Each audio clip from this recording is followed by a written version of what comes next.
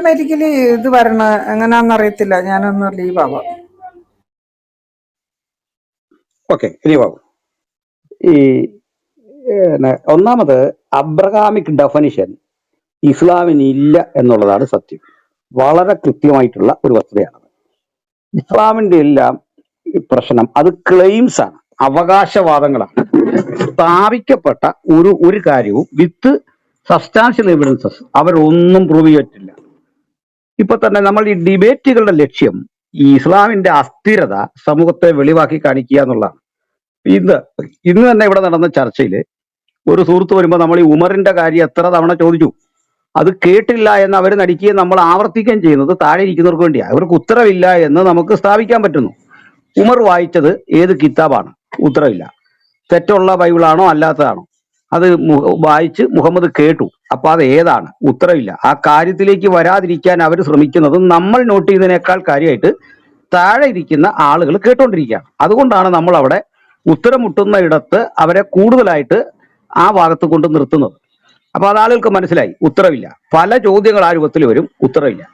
ഇനി അബ്രാമിക് ഡെഫിനിഷൻ ഇല്ല എന്ന് ഞാൻ തറപ്പിച്ചു പറയും, എവിടെയും തെളിയിക്കാൻ പറ്റും. ഇവർക്ക് എങ്ങനെ അബ്രഹാമായിട്ട് ഏത് രീതിയിലാണ് ബന്ധം വരുന്ന? ഏത് രീതിയിലാ? അബ്രഹാമും മുഹമ്മദും തമ്മിൽ ഒരു തരത്തിലും ബന്ധമില്ല. അബ്രഹാമിന്റെ ഏത് തലമുറയിലെ കൊച്ചുമോനാ മുഹമ്മദ്? ആരിലൂടെയാണ് ഈ മുഹമ്മദ് എന്ന മനുഷ്യൻ ഉണ്ടാകുന്നത്? വളരെ തെറ്റായിട്ടുള്ള ഒരു കാര്യമാണത്. അബ്രഹാമിന് ഇവിടേക്ക് വരേണ്ട യാതൊരു കാര്യമില്ല. എവിടെ അബ്രഹാം ഇവിടെ വന്നു എന്നുള്ളതിന് തെളിവ് ഏത് രൂപത്തിൽ കൊച്ചുമോനാകും? ഇവരെഴുതുന്ന കൃതികൾ തന്നെ എഴുതുക. ഞാൻ പലപ്പോഴും പറഞ്ഞിട്ടുണ്ട്, അദ്നാൻ, അതായത് അബ്രഹാം ആ തലമുറയിൽ ഇങ്ങോട്ട് വന്നിട്ട് അദ്നാൻ എന്നൊരു കഥാപാത്രത്തെ കാണുന്നു. അവിടുന്ന് ഒറ്റ ചാട്ടമാണ്.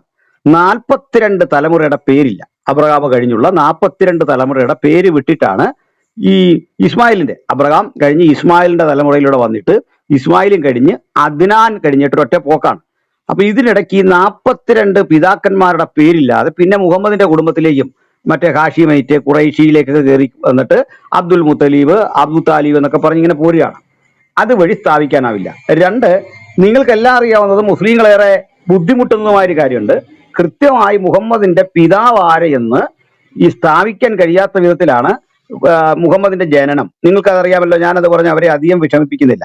ആരാണ് മുഹമ്മദിന്റെ പിതാവ്? എന്തുകൊണ്ട് ഈ മറ്റേ അബുത്താലിബിന് ജനിക്കുന്ന മകനും അതുപോലെ ഈ പറയുന്ന മുഹമ്മദും തമ്മിൽ അബ്ദുള്ളയുടെ മകൻ എന്ന് പറയാവുന്ന വിധത്തിൽ ഒരു കാരണവും മുഹമ്മദിൽ കാണുന്നില്ല. ഇദ്ദേഹത്തെയാണ് കുന്നിൻ ചെരുവിലെ ഈന്തപ്പന വിവാദം, ഞാൻ അങ്ങോട്ട് കയറുന്നില്ല. ഈ കാര്യങ്ങൾ എങ്ങനെ ഉണ്ടായി? ഏത് രൂപത്തിൽ ഇവർ അബ്രഹാമിൽ കൊണ്ട് ലിങ്ക് ചെയ്യിക്കും? ഒന്നില് അബ്ദുള്ളയുടെ പാരമ്പര്യം കറക്റ്റ് പിന്നോട്ട് കളന്നളന്ന് കൊണ്ടുവന്ന് ലിങ്ക് ചെയ്യിക്കാൻ നിങ്ങൾക്ക് പറ്റില്ല. ഇനി റിലീജിയൻ എടുക്കാം. ഈ റിലീജിയൻ എടുക്കുമ്പോൾ ഇത് കേവലം നമുക്ക് അബ്രഹാമിലേക്ക് മാത്രം കൊണ്ടുവന്നാൽ പോരാ. ഇസ്ലാം എന്ന് പറഞ്ഞാൽ ഇന്ത്യൻ പുരാണങ്ങളിലേക്ക് കൊണ്ടുവരണം. ഇസ്ലാം എന്ന് പറഞ്ഞാൽ പേർഷ്യൻ ചിന്തകളോട് ബന്ധം വരണം. കാരണം സകല ലോകത്തിലേക്കും പ്രവാചകന്മാരെ അയച്ചു അല്ല. ഈ പ്രവാചകന്മാര് അവരുടെ കൃതികൾ വികലമാക്കുകയൊക്കെ ചെയ്തു. പക്ഷെ അങ്ങനെ ഖുറാനിലില്ല. ഇന്ത്യയിലെ ഏത് പ്രവാചകൻ അയച്ചേ? ഇന്ത്യ വന്ന ഏത് പ്രവാചകനാ തെറ്റിച്ച് കളഞ്ഞേ? ഇന്ത്യയിലും വേദം തിരുത്തിയോ? തിരുത്തിയെങ്കിൽ എന്ത്? ഇത് വല്ല ഉത്തരവുള്ള കാര്യം വല്ലതാണോ? കുറെ പൊട്ടത്തരങ്ങള് കണ്ണടച്ച് പറഞ്ഞു വിടുക. അത് പാവങ്ങൾ കേട്ട് മനസ്സിലാക്കിയിട്ട് യുദ്ധവും അങ്ങനെയുള്ള ചില ആവേശവും ഈ മനുഷ്യനോടുള്ള അമിതമായ ബഹുമാനവും ഒക്കെ നിമിത്തം ഈ പൊട്ടത്തരെല്ലാം പാവം കുട്ടികൾ വിശ്വസിച്ച് അവരത് സ്ഥാപിക്കാൻ വേണ്ടി ശ്രമിക്കുന്നു. ഇതാണ് അവിടെയുള്ള കാര്യം. ഇനി ഈ അബ്രഹാമാണ് വന്നിട്ട് കാബ സ്ഥാപിച്ചതെന്നും അങ്ങനെ ഒരു കഥ ഇവർ മെനയാൻ ശ്രമിക്കുന്നുണ്ട്. ആ കഥ തന്നെ ഖുറാൻ അനുസരിച്ച് തെറ്റാണ്. അബ്രഹാം ഒരിക്കലും ഇവർ ഈ പറയുന്ന സ്ഥലത്ത് വന്നില്ല എന്ന് ഖുറാനിൽ തന്നെ തെളിവുണ്ട്. ഖുറാൻ ഇവർ വിശ്വസിക്കുമെങ്കിൽ ആ കഥ നിലനിൽക്കില്ല. എന്താ ഖുറാൻ 34-ാം അധ്യായത്തിൽ എന്താണ് പറയുന്നത്? അതിന്റെ 44-ാമത്തെ വചനം നിങ്ങൾ കേട്ടോണം. അവർക്ക് പഠിക്കാനുള്ള വേദഗ്രന്ഥങ്ങളൊന്നും നാം അവർക്ക് നൽകിയില്ല. നിനക്ക് മുമ്പ് അവരിലേക്ക് ഒരു താക്കീതുകാരനെയും നാം നിയോഗിച്ചിരുന്നില്ല. അപ്പൊ ഒരു താക്കീതുകാരനെയും നിയോഗിച്ചില്ല അല്ല. പിന്നെ പറയാണ് ഇബ്രാഹിമും ഇസ്മായിലും ഇവിടെ വന്ന് കാബ പുതുക്കി പണിതു. ഇതൊക്കെ എന്തോ കെട്ടുകഥയാണ്. ഇക്കാലത്ത് ഇത്തരം കെട്ടുകഥ വിശ്വസിക്കുന്ന മനുഷ്യരുണ്ട് എന്നത് എത്ര വേദനാജനകമാണ്. ഇസ്ലാമിന്റെ ഒരു കാര്യവും ഹിസ്റ്റോറിക്കലി പ്രൂവ് ചെയ്യാൻ വയ്യ. ഇനി മുഹമ്മദിന്റെ അസ്തിത്വം പ്രൂവ് ചെയ്യാൻ വയ്യ. മുഹമ്മദ് എവിടെയാണ് ഖുറാന് പുറത്ത്? സമകാലികരായ ആരാ ഇത്രയും കേമനായ ഒരു മനുഷ്യനെ കണ്ടിട്ട് എവിടെങ്കിലും കൃതികൾ എഴുതി വെച്ചിട്ടുണ്ടോ? മക്ക പട്ടണത്തിൽ ഉത്ഖനന പഠനങ്ങൾ നടത്തിയിട്ട് എന്ത് റിസൾട്ടാണ് പുറത്തോട്ട് വന്നിരിക്കുന്നത്? അത് ഇസ്ലാമിന്റെ വിശദീകരണമായിട്ട് യോജിക്കുന്നുണ്ടോ? ചുരുക്കത്തിൽ ഏറ്റവും ഒടുവിൽ വരുന്ന റിപ്പോർട്ടുകൾ അനുസരിച്ച് മുഹമ്മദ് എന്നൊരാൾ ജനിച്ചിട്ടുണ്ടെങ്കിൽ ഖുറാനിലും ഇസ്ലാമിക കൃതികളിലും പറയുന്ന സ്ഥലത്തിന്റെ സവിശേഷതയ്ക്ക് അനുസരിച്ച് ഇത് മെക്കയിലല്ല ബാക്കയാണെന്നാണ് കാണുന്നത്. ബാക്ക എന്ന് പറയുന്നത് ആധുനിക മറ്റേ യോർദാന്റെ പരിസര പ്രദേശമാണ്. അവിടെ വരാനേ സാധ്യതയുള്ളൂ. കാരണം മക്കയിലെല്ലാം പ്രാകൃതമായ ജീവിതാവസ്ഥ നയിച്ചു വന്ന, അവിടെങ്ങും വലിയ രമ്യകർമ്മങ്ങളോ വീടുകളോ അറിയപ്പെടുന്ന സംവിധാനങ്ങളോ ഒന്നും ഇല്ലാത്ത കാട്ടറവികളുടെ വിഹാര കേന്ദ്രമായിരുന്നു. അപ്പൊ ഇതെല്ലാം തന്നെ ഈ ആധുനിക ഗവേഷണങ്ങളുടെ മുമ്പിൽ ഇസ്ലാമിനെ ചരിത്രപരമായി പ്രതിരോധത്തിലാക്കുന്നു. ഇനിയും ജീനിയോളജി വെച്ച് പഠിച്ചാൽ അബ്രഹാമുമായിട്ട് അതിന് ബന്ധമില്ലാതെ വരുന്നു. സയന്റിഫിക്കലി പഠിച്ചാൽ ഇതിൽ പറയുന്ന കാര്യങ്ങളെല്ലാം തന്നെ ഇത്രയും അശാസ്ത്രീയമായ കാര്യങ്ങളില്ല. നിങ്ങൾ ആലോചിച്ച് നോക്കിയേ, ഹാറൂനെയും, അത് ലീസിസ്റ്റ് പലതവണ പറയുന്ന കാര്യമാണ്, ഈ ഹാറൂണിനെയും അതുപോലെ മറിയമിനെയും മിറിയാം പിന്നെ അമ്രാമിനെയും കൂടെ പിടിച്ചിട്ട് യേശുവിന്റെ കുടുംബത്തിലെ അംഗങ്ങളാക്കുക. അതിന് കഴിഞ്ഞ ദിവസം ഇസ്മായിലൂടെ വന്ന് പറഞ്ഞത് ഈ അച്ഛന്റെ പേര് പരാമർശിച്ചിട്ട് കൊച്ചുമകന്റെ പേര് മകനെന്ന് പറയാറുണ്ട്. അത് പറഞ്ഞാലും തെറ്റാ. കാരണം ഒരുത്തൻ ലേവി ഗോത്രവും ഈ മറ്റേ ഈസ ജനിക്കുന്നത്, ഇവര് പറയുന്ന ആള് ജനിക്കുന്ന എവിടെയാ, ഗോത്രം ഏതാ പറയണ്ടേ? ഇതൊന്നും നിലനിൽക്കില്ല. ഖുറാനിന്റെ ക്ലെയിമുകളൊന്നും നിലനിൽക്കില്ല. ഏറ്റവും ഒടുവിൽ മുഹമ്മദ് പ്രവാചകനാണെന്നുള്ളത് പോലും സെൽഫ് ക്ലെയിമാണ്. സെൽഫ് ക്ലെയിമാണ്, ഒരു അവകാശവാദമാണ്. മുഹമ്മദിന്റെ പ്രവാചകത്വം ഉറപ്പിക്കാൻ ഒരു പൂർവ്വവേദത്തിലും വാക്യമില്ല. ഒരു വേദവും വെച്ച് തെളിയിക്കുന്നില്ല. ഒരു തരത്തിലും അത് സർവൈവ് ചെയ്യുന്നില്ല.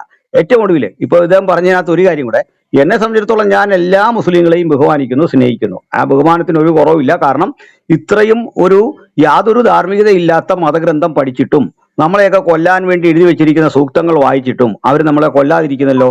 അവർക്ക് അപ്പം എത്രയോ സ്നേഹം നമ്മളോടുണ്ട്. കാണുന്നിടത്ത് വെച്ച് കൊല്ലാൻ പറഞ്ഞിട്ട് ഇവർ തന്നെ ചോദിക്കുന്നത്, നമ്മൾ കണ്ടല്ലോ കൊല്ലുന്നില്ലല്ലോ, ഇതൊക്കെ അവർ പറയുന്നത്. അപ്പോൾ അവർ തന്നെ വലിയ കാര്യമല്ലേ, അവർ ഖുർആൻ ലംഘിക്കുന്നു. അതുകൊണ്ടാണ് തീർച്ചയായിട്ടും നമ്മൾ പരിചയപ്പെടുന്ന ഏതൊരു മുസ്ലിമിനും മുഹമ്മദിനേക്കാൾ വളരെ വളരെ ഉയർന്ന ധാർമ്മിക ബോധമുണ്ട്, ഉയർന്ന സദാചാര ബോധമുണ്ട്. അവരാരും വന്നിട്ട് നമ്മളെ കൊന്നിട്ട് നമ്മുടെ സ്ത്രീകളെ സ്വന്തമാക്കുവോ വിൽപ്പനയ്ക്ക് വെക്കുവോ വിലയ്ക്ക് മേടിക്കാൻ വരുമോ ഒന്നും ചെയ്യുന്നില്ല. അതുകൊണ്ട് ഞാൻ എന്ന മുസ്ലിങ്ങളെ ബഹുമാനിക്കും. എൻ്റെ എതിർപ്പും വിയോജിപ്പും തീർച്ചയായിട്ടും ഖുർആാനോടും മുഹമ്മദിനോടും അതിലെ അള്ളാഹുവിനോടുമാണ്. അത് തുടർന്നുകൊണ്ടിരിക്കും. ലോകത്തിലെ സകല മുസ്ലിങ്ങളും നമ്മുടെ സഹോദരങ്ങളാണ്. ഹിന്ദുക്കൾ നമ്മുടെ സഹോദരങ്ങളായിരിക്കുന്ന പോലെ നമ്മുടെ സഹോദരങ്ങളാണ്. അതിൽ ഒരു തർക്കമില്ല. അവരോട് പ്രാണം കൊടുത്തും അവരെ സ്നേഹിക്കാനായിട്ട് നമുക്ക് സാധിക്കണം. പക്ഷെ ഈ മതഗ്രന്ഥം ഭീകരമാണ്, സദാചാര വിരുദ്ധമാണ്. അതിലെ പ്രവാചകൻ മാതൃകായോഗ്യനല്ല. ഒരു ശരാശരി മനുഷ്യന് വേണ്ട നിലവാരം പോലും അദ്ദേഹത്തിനില്ല. പക്ഷെ ഭൂലോകത്തുള്ള എത്ര കോടി മുസ്ലിങ്ങളുണ്ടോ അവരെ എല്ലാം ധാർമ്മിക ബോധം അപൂർവം ചില ലാതനെയും ഒക്കെ ഒഴിവാക്കി കഴിഞ്ഞാൽ, അങ്ങനെ വിരളയിൽ എണ്ണിയാൽ നമുക്ക് എടുക്കാവുന്ന കുറെ ആൾക്കാർ ഒഴിച്ചാൽ മുസ്ലിങ്ങൾ പൊതുവെ നല്ല മനുഷ്യരാണ്. മുഹമ്മദിനേക്കാൾ എത്രയോ മാന്യത അവർക്കുണ്ട്. അവർ ബഹുമാനിക്കപ്പെടണം എന്ന് തന്നെയാണ് എൻ്റെ അവകാശവാദം. നമുക്കൊരു അവസരം കിട്ടുമോ? കുറേ നേരം ഇരുന്ന് നോക്കി, നേരത്തെ ഒന്നും തരാത്തോണ്ട് പിന്നെ ഞാൻ പോയി തിരക്കായിരുന്നു, വീണ്ടും വന്നതാണ്. Okay, thank you sir. ഞാൻ ആക്ച്വലി ഇപ്പം നിങ്ങൾ ഇത്രയും നേരം പറഞ്ഞ വിവരക്കേടൊന്നും ഞാൻ കൂടുതൽ അതിനെ തൊടുന്നില്ല. ഞാൻ ഈ ടൈറ്റിലുമായിട്ട് ബന്ധപ്പെട്ടിട്ട് എനിക്ക് അത്ഭുതമാണെന്ന് തോന്നുന്നുണ്ട്. കാരണം ഇതേ ഒരു ടൈറ്റിൽ ഈ പകല് പറയുന്ന കാര്യം പറഞ്ഞാൽ മതി. വിവരക്കുകൾ ഈ രൂപത്തിലുള്ള ഭാഷ സംസാരിക്കാൻ തിരിച്ചതുപോലെ കേൾക്കേണ്ടി വരും. അത് പ്രയാസം. അതുകൊണ്ട് ഭഗതിനോടുള്ള പ്രശ്നം എന്താ അറിയോ, പകൽ ഒരു സ്ഥലത്ത് വന്നാല് അപ്പൊ നിങ്ങൾ ഇത്ര നേരം അങ്ങനെ വിവരക്കേട് പൊട്ട വിശ്വാസം എന്നൊക്കെ ഞങ്ങൾ ഇപ്പൊ പറഞ്ഞില്ലേ പാസ്റ്ററെ? അല്ല ഒരു മിനിറ്റ്, എല്ലാവരും കൂടെ വെള്ളം വെക്കല്ലേ, പ്ലീസ്. അല്ല, നിങ്ങളിപ്പോ പൊട്ട വിശ്വാസം എന്നൊക്കെ പറഞ്ഞ് ഞങ്ങൾ പരിഹസിച്ചില്ല, കൊടിത്തോട്ട് ഇച്ചിരി മുമ്പ് പറഞ്ഞു അത്. അപ്പൊ പിന്നെ വെറുതെ ഓക്കെ, നിങ്ങൾ ഇത്രയും തറ നിലവാരത്തിൽ സംസാരിച്ചു, ഞാനിവിടെ മിണ്ടാണ്ട് കേട്ടിരുന്നു. ഞാനൊന്ന് സംസാരിച്ചു തുടങ്ങുമ്പോഴത്തേക്കും നിങ്ങൾ കയറി ഞാനിത് എനിക്ക് അല്ല, നിങ്ങളുടെ പ്രശ്നം ആദ്യം പറയും. നിങ്ങൾ പൊട്ട വിശ്വാസം എന്നൊക്കെ മുസ്ലിങ്ങളെ ഇവിടെ ഇരുത്തിക്കൊണ്ട് സംസാരിക്കുന്നില്ലേ? നിങ്ങൾ വൃത്തികെട്ട നിങ്ങളുടെ പൊട്ട വിശ്വാസമാണ് ലീ സിസ്റ്ററെ. നിങ്ങളുടെ വെറും കഥാപുസ്തകങ്ങൾ വിശ്വസിക്കുന്ന ഒരു തറ വിശ്വാസമാണ് നിങ്ങളുടെ. എല്ലാരും കൂടെ ഭഗതിനെ നമ്മൾ പ്രൊമോഷൻ കൊടുത്തു വിട്ടു. കാരണം എന്താ വെച്ചാല് ഈ പൊട്ട വിശ്വാസമാണ് ഇതെന്ന് പറയുന്ന പുള്ളിക്കാരന് ഇത് വേണമെന്ന് ഇടയ്ക്കിടെ എടുക്കണം. അതായത് സ്വന്തം അപ്പനെ ചൂണ്ടിക്കാണിച്ചിട്ട് ആള് വൃത്തികെട്ടവനാന്ന് പറഞ്ഞിട്ട് ആ അപ്പൻ്റെ കയ്യിൽ നിന്ന് മേടിച്ച് കഴിക്കണം എന്ന് പറയുന്നുള്ള അവസ്ഥയാണ്. കാരണം ഇവരുടെ ചാരിത്ര പ്രസംഗം എന്താ, എനിക്കിത് പറയേണ്ടി വരുന്നു. എന്താ കാര്യം, ഞാൻ അപ്പനെ വിളിച്ചല്ല. അതായത് ഒരു മനുഷ്യൻ പറയാണ്, ഈ വഴി ഒരു സ്ത്രീ പോകുന്നുണ്ട്, അവര് സദാചാര വിരുദ്ധയായ ഒരു മോശപ്പെട്ട സ്ത്രീയാണ്, ഇത് പറയുന്ന പോലെയാണ്. എന്നിട്ട് അവസാനം പറയാം ആ സ്ത്രീ എൻ്റെ അമ്മയാന്ന് പറഞ്ഞ് അങ്ങനെ ഇരിക്കും. ഇത് തന്നെയാണ് ബൈബിളിനകത്ത് കുഴപ്പമുണ്ട്, ക്രിസ്ത്യാനിയുടെ വിശ്വാസത്തിൽ പൊട്ടത്തരമുണ്ട്. അവസാനം വന്നിട്ട് പറയാം നമ്മൾ സഹോദര മതമാണ്. അതിനകത്ത് എന്തർത്ഥമുണ്ട്? ഞങ്ങൾ നേരെ തിരിച്ചാണ്. പൊട്ട വിശ്വാസം എന്ന് പറഞ്ഞത് ആത്മാർത്ഥതയിൽ നിന്ന് തന്നെയാണ്, കൃത്യമായിട്ടാണ്. കാരണം ഒരു സദാചാര വിരുദ്ധനായ ലോകം കണ്ടതിൽ ഏറ്റവും വൾഗറായ ഒരു മനുഷ്യനെ പ്രവാചകനാക്കി. അത് പൊട്ടത്തരമല്ലേ? അത് പൊട്ടത്തരമാണ്. നിങ്ങൾ വസ്തുത വന്നു ഇതുപോലെ പറ, അവസരം തരാം, തിരിച്ചു പറ, ഇതുപോലെ അവസരം തരാം നിങ്ങൾക്ക്. അല്ല, നിങ്ങൾ ഇത് നിയപാടില്ല സംസാരിക്കുക എങ്ങനെ? നിലപാട് വേണം നിങ്ങൾക്ക്. ഞങ്ങൾ വരുന്ന ഖുർആൻ പൊട്ടത്തരമാണ്, അത് അസാൻമാർഗികമാണ്, അത് സദാചാര വിരുദ്ധമാണ്.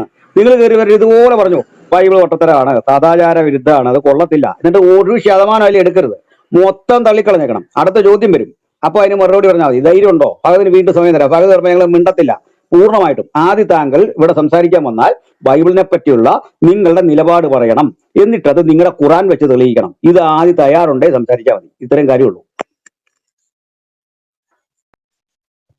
കൊടുത്തിട്ടും പാസ്റ്റർ, നമ്മൾ ഇത്രയും ആൾക്കാർ ഇരുന്നിട്ട് ഫഹദിന് അവസരം കൊടുത്തത് ഫഹദിന്റെ സ്റ്റേറ്റ്മെന്റ് വെക്കാനും അദ്ദേഹത്തിന്റെ പുസ്തകത്തിനെ അദ്ദേഹത്തിന്റെ അള്ളാഹുൽ നിന്നുള്ള പുസ്തകമാണെന്ന് നമ്മൾ ഇത്രയും കേട്ടുകൊണ്ടിരിക്കുന്ന ആൾക്കാരുടെ മുന്നിൽ വിശദീകരിക്കാനുള്ള ഒരു അവസരമാണ് അദ്ദേഹത്തിന് നമ്മൾ കൊടുത്തത്. പക്ഷെ അദ്ദേഹം വേറൊരു വഴിക്കാണ് ചർച്ച കൊണ്ടുപോകാനായിട്ട് ശ്രമിക്കുന്നത്.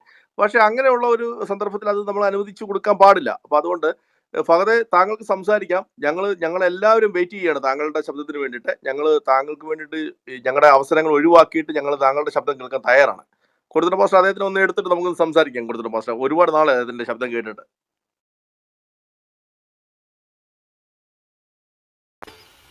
Thank you. നിങ്ങൾ തന്നെ ഈ കേൾവിക്കാരുടെ മുമ്പിൽ നാണം കെടല്ലേ? നിങ്ങൾ ഇത്രയും നേരം വിവരക്കേടൊക്കെ പറഞ്ഞിട്ട് ഇവിടെ ഞങ്ങൾ ആരും ഇടക്കിടവിട്ട് ഫഹദിന് മര്യാദയ്ക്ക് സംസാരിക്കാനല്ല ആഗ്രഹം. അടുത്ത കാര്യത്തിലേക്ക് കിടക്കാം. ആരാ നാണം കെടുന്നറിയാം? 44 ഒരു രാത്രി മുഴുവൻ കുളിക്കാതെ 11 സ്ത്രീയോടൊപ്പം ജീവിച്ചവനാണോ നാണം കെടുന്നത്, ഞങ്ങളാണോ നാണം കെടുന്നത്? അതിന് ഉത്തരം കണ്ടെത്തി ചെന്നൈയിലും വാ, അല്ലെ നിങ്ങൾ പോയി റൂം എടുക്കണ്ട. അടുത്ത കാര്യം പറ, അടുത്ത ആളിലേക്ക് വാ. മര്യാദയ്ക്ക് സംസാരിച്ചാട്ടെ. പ്രസംഗി സംസാരിച്ചാട്ടെ. ഞാൻ നേരത്തെ നമ്മുടെ ലീ സിസ്റ്ററുമായിട്ടൊക്കെ സംസാരിക്കുമ്പോഴത്തേക്കും നമ്മുടെ ഒരു സഹോദരൻ വന്നിട്ട് സംസാരിക്കുന്നത് കേട്ടപ്പോഴത്തേക്കും അദ്ദേഹം ഈ സ്വർഗത്തിൽ നിന്ന് വന്ന ഒരു ഇതാണ് അള്ളാഹു ഈ ലോകത്തിന്റെ മനുഷ്യർക്ക് വേണ്ടിയിട്ട് അള്ളാഹു വളരെ ബുദ്ധിമുട്ടി അള്ളാഹുവിന്റെ അരസിന്റെ കീഴിൽ എഴുതി വെച്ചിരിക്കുന്ന 50,000 വർഷങ്ങൾക്ക് മുൻപ് എഴുതി വെച്ചിരിക്കുന്ന അരസിന്റെ കീഴിൽ എഴുതി വെച്ചിരിക്കുന്ന പുസ്തകത്തിൽ നിന്ന് പീസായിട്ട് ജിബ്രീൽ എന്ന് പറയുന്ന ഒരാൾ വഴി ഈ ഭൂമിയിലേക്ക് കൊടുത്തു വിട്ടതാണ്. അതാണ് ദൈവം എന്നൊക്കെ പുള്ളി ശ്രമിക്കുന്നുണ്ട്. പക്ഷെ എൻ്റെ ഒരു ചോദ്യം ഇതാണ്, ഈ അള്ളാഹു വളരെ ബുദ്ധിമുട്ടിയിട്ടുണ്ട് ഈ മുഹമ്മദിനെ ഭാര്യമാരെ കൊടുക്കാനും മുഹമ്മദിന്റെ വീട്ടിൽ വരുന്ന ആൾക്കാരെ ഓടിച്ചു വിടാനുമായിട്ട് അള്ളാഹു ഒരുപാട് ബുദ്ധിമുട്ടുണ്ട്. അത് നമുക്ക് 35 ഇവരുടെ ഖുറാൻ 35 50 മുതൽ നമുക്ക് നോക്കാം. നബിയെ 50 മുതലാണ് ഈ തുടങ്ങുന്നത്. നബിയെ, നീ വിവാഹമൂല്യം കൊടുത്തിട്ടുള്ളവരായ നിന്റെ ഭാര്യമാരെ നിനക്ക് നാം അനുവദിച്ചു തന്നിരിക്കുന്നു എന്ന് പറഞ്ഞ് അങ്ങോട്ട് തുടങ്ങിയിട്ട് സത്യത്തിൽ അദ്ദേഹത്തിന് വിവാഹം കഴിക്കാൻ പറ്റാത്ത ആരൊക്കെയാണെന്നറിയോ? മുഹമ്മദിന്റെ അമ്മേനെയും മുഹമ്മദിന്റെ മകളെയും മാത്രമേ മുഹമ്മദിന് വിവാഹം കഴിക്കാൻ പറ്റാത്തതായിട്ട് അള്ളാഹു അനുവദിച്ചിട്ടുള്ളൂ. ബാക്കി ഏത് സ്ത്രീകളെയും, ശരീരം ദാനം ചെയ്യാൻ പറ്റുന്ന സ്ത്രീകളെയും കൊള്ള മുതലുകളെയും ഏത് സ്ത്രീകളെയും ഭോഗിക്കാനായിട്ട് മുഹമ്മദിനെ അള്ളാഹു അവസരം അനുമതി കൊടുക്കുന്നു. അതുപോലെ തന്നെ ഇവരുടെ പുസ്തകമായിട്ടുള്ള ഈ ദൈവത്തിൽ നിന്നുള്ള പുസ്തകത്തിനകത്ത് കൊടുത്തിരിക്കുന്നത് എനിക്ക് ഏറ്റവും രസകരമായിട്ടുള്ള തോന്നിയതെന്നറിയോ? 53 സത്യവിശ്വാസികളെ, ഭക്ഷണത്തിന് നിങ്ങൾ ക്ഷണിക്കുകയും, അതായത് ആരാണ് ക്ഷണിക്കുന്നത്? മുഹമ്മദ് ക്ഷണിക്കുകയും, നിങ്ങൾ സമ്മതം കിട്ടുകയും ചെയ്താലല്ലാതെ നബിയുടെ വീടുകളിൽ കടന്നു ചെല്ലരുത്. അതൊരു അള്ളാഹു ആണ് ഈ പറയുന്നതെന്ന് വിചാരിച്ചോണം. ഈ പ്രപഞ്ച സൃഷ്ടാവായിട്ടുള്ള അള്ളാഹു ആണ് ഇത് പറയുന്നത്. ഒരു കേവലം ഒരു മനുഷ്യനായിട്ട് അള്ളാഹുവിന്റെ ഒരു പ്രവാചകൻ എന്ന് പറഞ്ഞ ഈ മുഹമ്മദിന്റെ വീട്ടിലേക്ക് ചെല്ലാനായിട്ട് അള്ളാഹു തന്നെ പറഞ്ഞു കൊടുക്കുകയാണ്. നമുക്ക് രണ്ടാമത്തെ ഇതിലേക്ക് പോയി കഴിഞ്ഞാലാണ് എൻ്റെ ഇതിലേക്ക് വരുന്നത്. ഭക്ഷണം, അതായത് നിങ്ങൾ വീട്ടുകളിലേക്ക് മുഹമ്മദിന്റെ വീട്ടിലേക്ക് കടന്നു ചെല്ലരുത്. അത് ഭക്ഷണം പാകമാകുന്നത് നിങ്ങൾ നോക്കിയിരിക്കുന്നവരാകരുത്. പക്ഷെ നിങ്ങൾ ക്ഷണിക്കപ്പെട്ടാൽ നിങ്ങൾ കടന്നു ചെല്ലുക. നിങ്ങൾ ഭക്ഷണം കഴിച്ചാൽ പിരിഞ്ഞു പോവുകയും ചെയ്യുക. നിങ്ങൾ വർത്തമാനം പറഞ്ഞ് രസിച്ചിരിക്കുന്നവരാവുകയും അരുത്. തീർച്ചയായും അതൊക്കെ നബിയെ ശല്യപ്പെടുത്തുന്നതാകുന്നു. എന്നാൽ നിങ്ങളോട് ഏറ്റവും രസകരമായ സംഭവം ഇതാണ്, എന്നാൽ നിങ്ങളോട് അത് പറയാൻ അദ്ദേഹത്തിന് ലജ്ജ തോന്നുന്നു. അതായത് ഈ അള്ളാഹു എന്ന പ്രപഞ്ച സൃഷ്ടാവിന്റെ പ്രവാചകനായിട്ടുള്ള മുഹമ്മദിന് ഇത് പറയാൻ ലജ്ജയാണ് ഈ ആൾക്കാരോടെ. പക്ഷേ എനിക്ക് തീർച്ചയായും അതൊക്കെ നബിയെ ശല്യപ്പെടുത്തുന്ന കാര്യങ്ങളാണ്. എന്നാൽ നിങ്ങളോട് അത് പറയാൻ അദ്ദേഹത്തിന് ലജ്ജ തോന്നുന്നു. സത്യത്തിന്റെ കാര്യത്തിൽ അള്ളാഹുവിന് ലജ്ജ തോന്നുകയില്ല. നിങ്ങൾ അവരോട് നബിയുടെ ഭാര്യമാരോട് വല്ല സാധനവും ചോദിക്കുകയാണെങ്കിൽ നിങ്ങൾ അവരോട് മറയുടെ പിന്നിൽ നിന്ന് ചോദിക്കുക. അതാണ് നിങ്ങൾക്ക് ഹൃദയങ്ങൾക്കും അവരുടെ ഹൃദയങ്ങൾക്കും കൂടുതൽ ശുദ്ധമായിട്ടുള്ളത്. അള്ളാഹുവിന്റെ ദൂതന് ശല്യമുണ്ടാക്കാൻ നിങ്ങൾ പാടില്ല. അദ്ദേഹത്തിന് ശേഷം ഒരിക്കലും അദ്ദേഹത്തിന്റെ ഭാര്യമാരെ നിങ്ങൾ വിവാഹം കഴിക്കാനും പാടില്ല. തീർച്ചയായും അതൊക്കെ അള്ളാഹുവിന് വലിയ ഗൗരവമുള്ള കാര്യമാകുന്നു. ഒന്ന് കൊടുത്തണം പാസ്റ്ററെ, ഇതെങ്ങനെയാണ് ഈ ഇത്രയും കേവലമായിട്ടുള്ള ഒരു മനുഷ്യന് വേണ്ടിയിട്ട് മനുഷ്യന്റെ വീട്ടിൽ വരുന്ന ഈ ആൾക്കാരെ ഓടിച്ചു വിടാനായിട്ട് ഇവർ ഈ പറയുന്ന പ്രപഞ്ച സൃഷ്ടാവായിട്ടുള്ള അള്ളാഹു ഇത്രയും കേവലമായിട്ടുള്ള ഒരു അവസ്ഥയിലേക്ക് എങ്ങനെ കടന്നു വന്നെന്നാണ്? ഇത് ഈ മുഹമ്മദ് തന്നെ ഈ അള്ളാഹുവിനെ മുഹമ്മദിന്റെ കയ്യിലിരിക്കുന്ന കുട്ടിഫൂതമാക്കി മുഹമ്മദ് തന്നെ സൃഷ്ടിച്ചതുകൊണ്ടല്ലേ ഇതുപോലത്തെ കേവലമായിട്ടുള്ള കാര്യങ്ങൾ? മുഹമ്മദിന് നാണമാണ് ഇത് പറയാനായിട്ട്, പക്ഷെ അള്ളാഹുവിന് ഒട്ടും നാണമില്ല എന്ന് പറയുന്ന ഒരു അവസ്ഥയിലേക്ക് ഇവരുടെ പ്രപഞ്ച സൃഷ്ടാവായിട്ടുള്ള അള്ളാഹു ഇവരുടെ അന്ത്യപ്രവാചകനായിട്ടുള്ള മുഹമ്മദിനെ കുറിച്ചിട്ടും ഇത് അവസാനം വരെ നോക്കേണ്ട പുസ്തകമാണെന്ന് പറഞ്ഞ് ഈ കൊടുത്തുവിട്ടിരിക്കുന്ന ഈ പുസ്തകത്തിൽ ഇതിങ്ങനെ കൃത്യമായിട്ട് ഈ നാണം കെട്ട കാര്യങ്ങൾ എഴുതി വെച്ചിരിക്കുന്നത്. എന്താണ് താങ്കളുടെ ഒരു വിശദീകരണം? എനിക്കത് കേട്ടാ കൊള്ളാമെന്നുണ്ട്. ഇത് ചില മനുഷ്യർക്ക് ഒരുതരം പ്രശ്നമുണ്ട്. അതായത് നേരിട്ടവർക്ക് ഏതെങ്കിലും തരത്തിൽ സെക്സ്വൽ ആയ കാര്യങ്ങളിൽ താല്പര്യമില്ല. എന്നാൽ ഇത് ഒരുതരം വോയറിസം എന്നൊക്കെ പറഞ്ഞ പോലെ മറ്റുള്ളവരെ ഇത്തരം കാര്യങ്ങളിൽ ആകാംക്ഷ കാണിക്കുന്ന ചിലരെ ഒരു മനോരോഗമാണ്. ഈ അള്ളാഹുവിന് ഇങ്ങനെ ഒരു മെന്റൽ ഡിസോർഡർ ഉണ്ട്, ഇല്ലെന്ന് പറയാതിരിക്കാൻ വയ്യ. കാരണം മുഹമ്മദിന് ഈ പ്രശ്നമുണ്ടോ, ഞാൻ പരിഹരിച്ചേക്കാം. എന്നിട്ട് പറയുന്നുണ്ട് മുഹമ്മദും കൂട്ടരില്ല, അല്ലെങ്കിൽ ഇന്നത്തെ മുഴുവൻ ദാവാക്കാരനും പറയുന്നുണ്ട് അവരില്ലേ, ഇങ്ങനെ പെണ്ണ് കെട്ടിയത് കാരുണ്യം കാണിക്കാനാണ്. ഞങ്ങളത് പൊളിച്ച 2 കൊല്ലം കൊണ്ട് പൊളിച്ചടിക്കിയ കാര്യമാണ് ഇവിടെ ഞങ്ങളെല്ലാം കൂടി. കാരുണ്യം കാണിക്കാനാണ് മുഹമ്മദ് കെട്ടിയെന്നൊരൊറ്റ വാക്യമില്ല, ഒറ്റ ആയത്തില്ല. എന്നാൽ എഴുതാൻ മുഹമ്മദ് വിട്ടുപോയി. ദാവക്കാര് അങ്ങനെ വ്യാഖ്യാനിക്കുന്നുണ്ട്.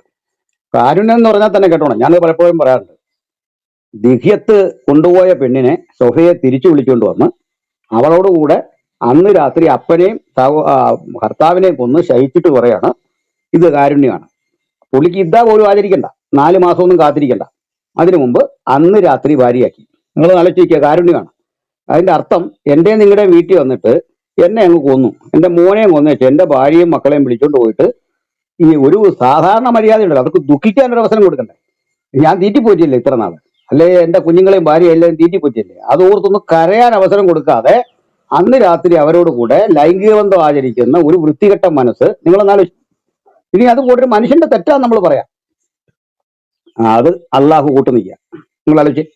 അപ്പൊ ഇത് ഒരു പക്ഷേ ഇതുപോലെ പെർവേർട്ടഡ് ആയ ലൈംഗിക ബോധമുള്ള അമിതമായ രോഗമുള്ള ചില മനുഷ്യരുണ്ട്. ക്ഷമിക്കണം, കഴിഞ്ഞ ദിവസം ഒരു വിചിത്രമായ വാർത്ത വന്നു.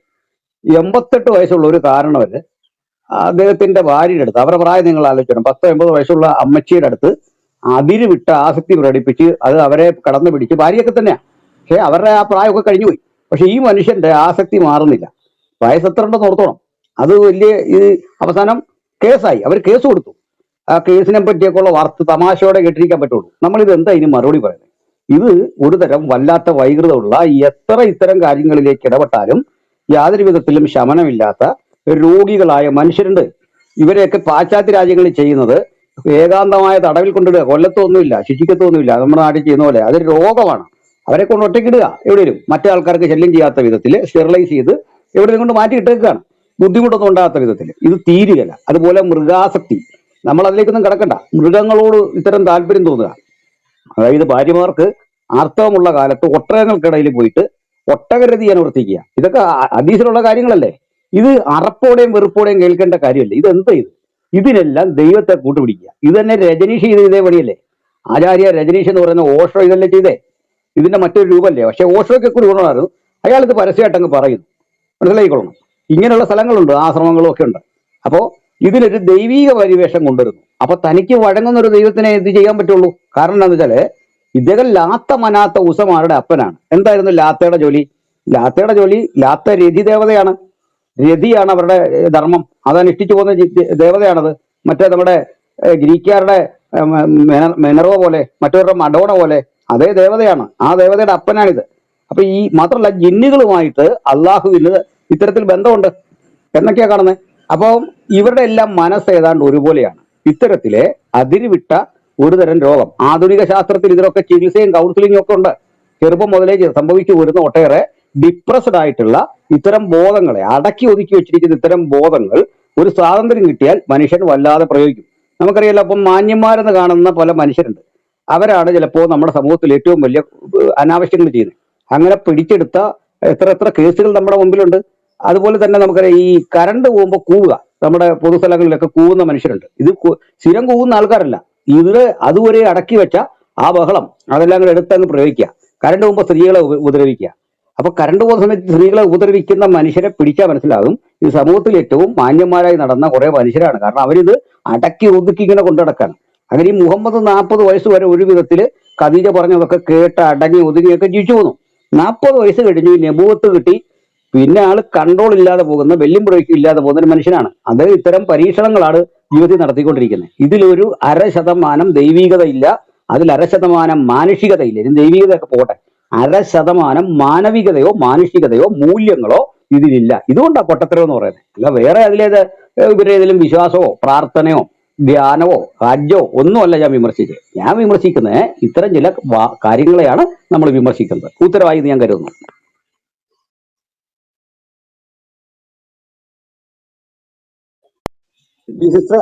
അല്ല, ഏറ്റവും രസകരമായ സംഭവം ഈ അള്ളാഹുവിന് നാണമില്ല, പക്ഷെ മുഹമ്മദിന് നാണമുണ്ട് ഇത് പറയാനായിട്ട്. അള്ളാഹുവിന് ഒട്ടും നാണമില്ല. അപ്പൊ അദ്ദേഹത്തിന്റെ ഈ മുഹമ്മദിന്റെ കാര്യത്തിന്റെ കുട്ടിഭൂതമാണോ ഈ അള്ളാഹു എന്നുള്ളതായിരുന്നു എന്റെ രണ്ടാമത്തെ ചോദ്യം. താങ്കൾ അത് കേട്ടെന്ന് ഞാൻ വിചാരിക്കുന്നു. സാറേ, ഈ സെറ്റിലേക്ക് വരാം. സാറേ, അതിലെ കാര്യം എന്ന് പറഞ്ഞാല് ഈ തുഞ്ചത്തെഴുത്തച്ഛന്റെ കിളിപ്പാട്ടോ ഈ സംഗതി ഒരു തത്തയെ കൊണ്ട് പാട്ട് പാടിക്കുന്ന പോലാണ് അദ്ദേഹം ആ കാവ്യങ്ങളൊക്കെ എഴുതിയിരിക്കുന്നത്. അപ്പൊ തുഞ്ചന്റെ അത് കൃതികൾ അറിയാലോ.